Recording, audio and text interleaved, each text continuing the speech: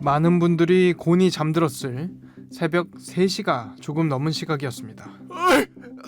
사람 살려주세요. 고요하던 새벽, 경기 화성시 비봉면에 살려달라는 듯한 비명소리가 울려 퍼졌습니다. 당시 상황을 목격한 사람도 있었죠. 뭐야? 무슨 일이야? 저게 뭐야? 아이고 나 죽네.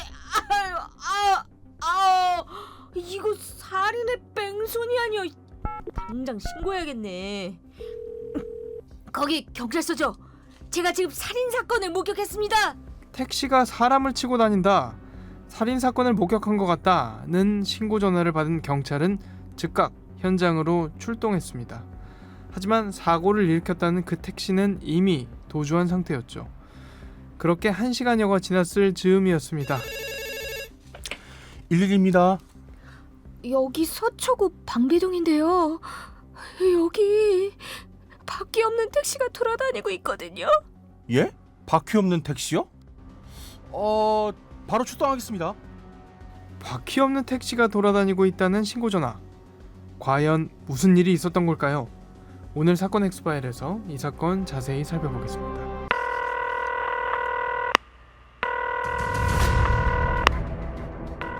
사건은 보이는 것보다 가까이 있다. 이원화 변호사의 사건 엑스파일. 안녕하세요. 사건 엑스파일 이원화입니다. 오늘도 로엘 법무법인 신도성 변호사와 함께합니다. 변호사님 어서 오세요. 안녕하세요. 로엘 법무법인 신도성 변호사입니다.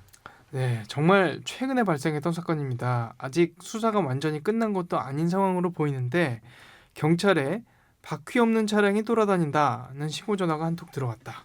이 말만 들었을 땐 좀 공포스럽지 않나 싶은데 무슨 일이 있었던 걸까요? 네, 이 사건은 2025년 6월 26일 새벽에 발생한 사건입니다. 서울 서초구 방배동에서 바퀴 없는 택시가 돌아다니고 있다라는 신고가 접수되었습니다. 앞바퀴가 펑크난 상태의 택시였는데요. 경찰이 출동해 보니 차량 안에서 한 남성이 피를 흘리면서 앉아 있었습니다. 이 남성은 21세 A씨로 경찰에 의해 긴급 체포되었습니다. A씨는 검거 당시 경찰에 자해했다라고 말했다고 하고요. 당시 A씨의 가방에서는 흉기 3점이 발견됐습니다. 택시 기사였나요? 무슨 일이 있었던 거죠? 아닙니다. 체포된 A씨는 택시기사가 아니라 승객이었습니다. A씨가 타고 있던 택시는 A씨가 직접 살해한 60대 택시기사의 차량이었습니다.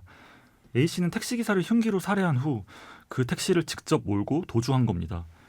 도대체 이게 무슨 상황인가 싶은데 그러면 택시 기사도 당시 차 안에 혹시 있었던 건가요? 아닙니다. 택시기사는 차 안에 없었고요. 6월 26일 새벽 3시경 경기도 화성시의 한 도로에서 A씨는 택시기사 말다툼을 벌이다가 흉기를 휘둘러서 택시기사를 살해하였고 이후 A씨는 택시기사의 택시를 몰고 현장을 빠져나갔는데 이 과정에서 마을 주민 2명을 차로 쳐서 부상을 입혔습니다.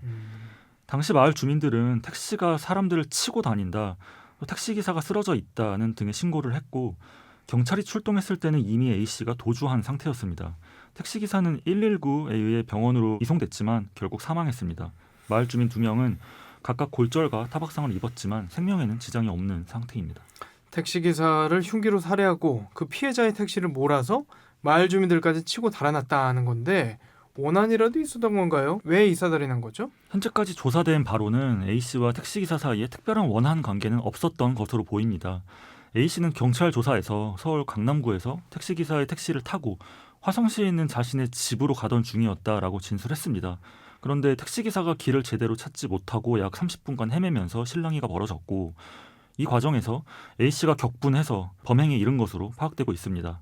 A씨는 검거 당시 음주 상태는 아니었고 마약 간이 검사에서는 음성 반응을 보였습니다. 다만 경찰은 A씨의 정신질환 치료 이력에 대해서 조사 중인 것으로 알려졌습니다. A씨는 강력범죄 전과가 있고 과거 우울증을 앓은 적이 있다는 가족 진술도 있었습니다. 지금까지 밝혀진 대로라면 어떤 혐의 적용 가능합니까? 이 사건에서 A씨에게는 우선 택시기사를 흉기로 살해한 강도살인 혐의가 적용됩니다. 피해자의 택시를 강취한 점에서 단순 살인이 아닌 강도살인으로 볼 수 있는 거고요. 또한 도주 과정에서 마을 주민 2명을 차로 쳐서 부상을 입힌 점에 대해서는 살인 미수 혐의가 적용됩니다. 현재 수사가 진행 중이기 때문에 추가적인 증거나 정황이 밝혀지면 혐의가 변경되거나 추가될 가능성도 있는데요. 특히 만약 추후 A씨의 정신질환 이력이 확인된다면 이게 형사 책임 능력에 어떤 영향을 미칠지도 중요한 쟁점이 될 것으로 보입니다. 네, 정신질환 여부 그리고 앞서 경찰에 체포됐을 당시 자해했다 했었잖아요. 혹시 이런 상황들이 재판 결과에 영향을 미칠 수도 있는 건가요? 네, 가능합니다. 정신질환 여부와 자해 행위는 재판 결과에 상당히 영향을 미칠 가능성이 있고요. 형법상 심신장애나 심신미약 상태에서 범행을 저지른 경우에 책임 능력이 감경되거나 면제될 수 있기 때문입니다. A씨는 검거 당시 손과 팔에 자상을 입은 상태였고 자해했다는 취지로 진술했습니다. 또한 과거 우울증을 앓은 이력이 있다는 가족의 진술도 있었고요.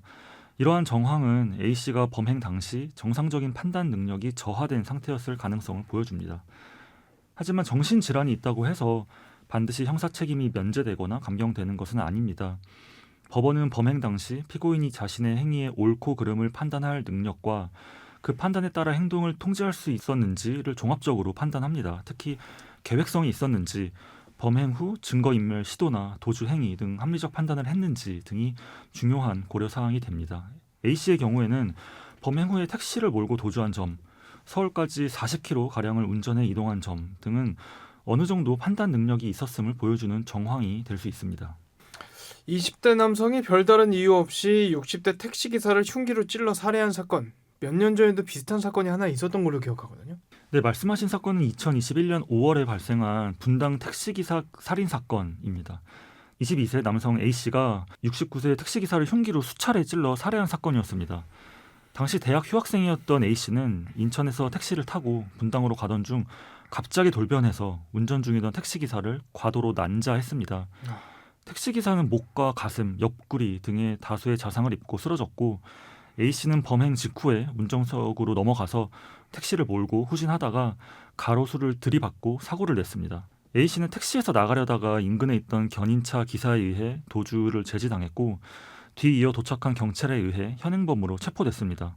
피해자 택시기사는 병원으로 옮겨졌지만 결국 숨졌습니다. 도대체 왜 그랬던 겁니까? 분당 택시기사 살인 사건에서 밝혀진 범행 동기도 충격적인데요. 조사 결과 A씨는 정신병을 앓고 있었고 2015년경부터 치료를 받았지만 약물 부작용이 심하다는 부모의 말에 치료를 중단한 상태였습니다. A씨는 사건 당일 인천의 한 모텔에서 자살을 시도하려다 포기했고 대신 평소 채팅으로 대화를 나누던 성매매 여성과 만나서 살해한 후 시신을 상대로 성적 욕망을 채우려는 계획을 세웠습니다. 이를 위해서 성매매 여성과 약속을 잡고 인천에서 택시를 타고 분당으로 향했습니다. 그런데 이동 중에 성매매 여성과의 대화 내용을 떠올리던 A씨는 갑자기 해당 성매매 여성이 자신을 의심하고 경계하고 있다는 망상에 사로잡혔고 범행이 실패할 것 같다는 생각이 들었습니다. 이 화가 난 A씨는 분풀이로 택시기사를 살해하는 것으로 계획을 변경하였고 목적지에 다다른 택시기사를 흉기로 찔러 살해한 겁니다. 완전히 잘못된 망상에 자기 화를 못 이겨서 그야말로 분풀이로 무고한 사람을 죽인 거네요. 네, 맞습니다. 이 사건과 관련해서 피해자의 딸은 청와대 국민청원 게시판에 분당 택시기사 흉기 살해 범인에 대해서 신상 공개 및 사형 등 엄벌을 간곡히 청원합니다라는 제목의 글을 올리기도 하였습니다. 네. 더 충격적인 건 바로 범인 A씨의 태도였습니다. 체포된 이후에 A씨는 유족들에게 미안한 마음이 전혀 없다고 말했고 심지어 힘이 남아 있었다면 다른 행인들까지 죽였을 것이라고 진술하면서 반성하는 태도는 전혀 보이지 않았습니다. 오히려 조사 과정에서 폭력을 저질렀는데요.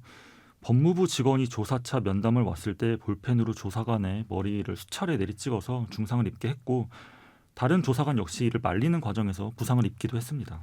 조사관을 폭행한 혐의도 추가가 됐겠죠? 네, 맞습니다. 특수공무집행 방해 치상 혐의가 추가되었습니다. 결국 A씨는 기존의 성매매 여성에 대한 살인 예비, 택시기사에 대한 살인 행위 혐의에 더해서 특수공무집행 방해 치상 혐의가 추가된 겁니다. 그런데 걱정은 이 사람이 정신질환을 앓고 있었다라고 했잖아요. 혹시 심신미약으로 대폭 감형받는 거 아닌지 이 부분이 좀 걱정이거든요. 어땠습니까? 법원은 A씨의 정신질환을 인정하면서도 감경 사유로는 받아들이지 않았습니다. 이건 매우 중요한 판결이라고 볼 수 있는데요. 일반적으로 정신질환이 있는 피고인의 경우에 심신미약을 이유로 형량이 감경될 수 있습니다. 형법 10조 제2항에 따르면 심신장애로 인해 사물을 변별할 능력이나 의사를 결정할 능력이 미약한 자의 행위는 형을 감경할 수 있다는 규정이 있습니다. 그런데 이건 법원의 재량 사항이고 범행의 잔혹성, 계획성, 범행 후 태도 등을 종합적으로 고려해서 판단합니다. 분당 택시기사 살인 사건의 경우에는 1심에서 A씨에게 징역 30년을 선고하고 위치 추적 전자장치 15년 부착 명령을 했습니다. A씨 측은 범행 당시 조현병으로 인해서 사물을 변별할 능력이나 의사결정할 능력이 미약하다는 상태에 있었다면서 심신미약을 주장했지만 재판부는 이를 인정하면서도 감경 사유로는 받아들이지 않았습니다. 재판부는 잔혹하게 살인을 저질렀음에도 유족에 대한 미안한 감정이 없다고 진술하고 피해 회복을 위한 노력도 하지 않았다라고 지적을 했습니다. 다만 범행 이전에 가족의 권유로 정신과 약 복용을 중단해서 증세가 보다 심해져서 경도의 심신미약 상태에서 이 사건 범행에 이르게 된 점 등을 고려해서 형을 정했다고 덧붙였습니다. 항소심에서도 1심과 같이 A씨에게 징역 30년을 선고하고 검찰이 요구한 치료 감호를 인용했고 15년간 위치 추적 전자장치 부착 명령도 유지했습니다. 재판부는 피고인이 범행 당시 심신미약 상태임을 인정할 수 있으나 미리 흉기를 준비하고 범행 후 상황을 보면 심신미약 감경을 인정하지 않은 원심 판단이 적법하다라고 판시했습니다. 네, 앞서 아무 잘못 없는 택시기사님들이 묻지마 폭행에 가까운 가해자의 만행으로 안타깝게 사고를 당한 두 사건 짚어봤는데요. 비슷한 측면에서 아직 미제로 남아있는 그런 사건이 하나 있다면서요? 어떤 거죠? 네, 택시기사를 대상으로 한 미제 사건으로 양산 택시기사 살인 사건이 있습니다. 이 사건은 2008년 1월 30일 경상남도 양산시 인근 야산에서 발생했습니다. 당시 53세였던 택시기사는 오후 1시경 양산시 부동 앞에서 한 남성을 태웠습니다. 이 남성은 170cm 정도의 작은 체구에 40, 50대 정도로 보였고 왼쪽 다리를 절고 있었습니다. 남성은 목적지를 여러 번 바꾸면서 택시를 30분 이상 돌아다니게 하였고 결국 양산시의 한 야산으로 향했습니다. 오후 2시 30분경 이 택시기사의 동료 택시기사는 무전기를 통해서 피해자 택시기사의 짧은 비명과 신음소리를 들었습니다. 동료는 즉시 피해자 택시기사에게 전화를 걸었지만 연결음만 들리다가 끊겼고 다시 걸었을 때는 전원이 꺼져 있었습니다. 택시기사는 야산에서 흉기에 의해 상처가 47곳이나 되는 상태로 발견되었는데요. 부검 결과 사인은 기도의 목 부위 자상 그리고 출혈 쇼크사였습니다. 범인은 택시기사의 택시에 탑승한 남성으로 추정되지만 현장에서 발견된 증거는 거의 없었고 유일한 단서는 북부동 은행 앞 CCTV에 찍힌 흐릿한 영상뿐이었습니다.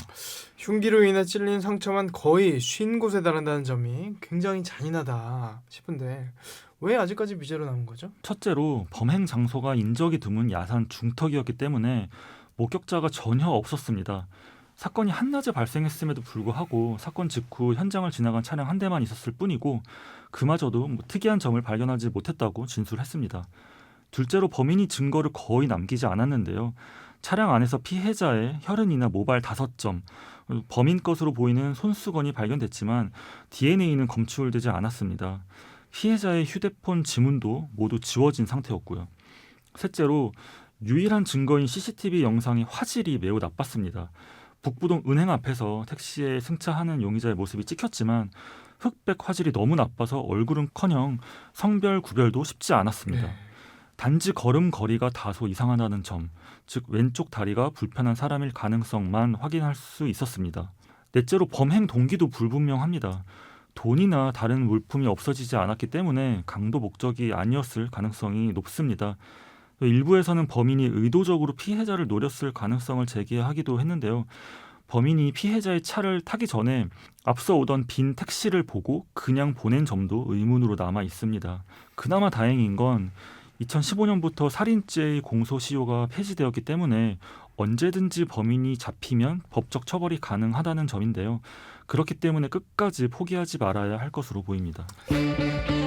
사건 엑스파일 오늘 저희가 준비한 내용은 여기까지입니다. 끝곡으로 적재의 요즘 하루 들려드리면서 이 시간 마치겠습니다. 여러분은 모두 변호받아 마땅한 사람들입니다. 사건 엑스파일 여러분 고맙습니다.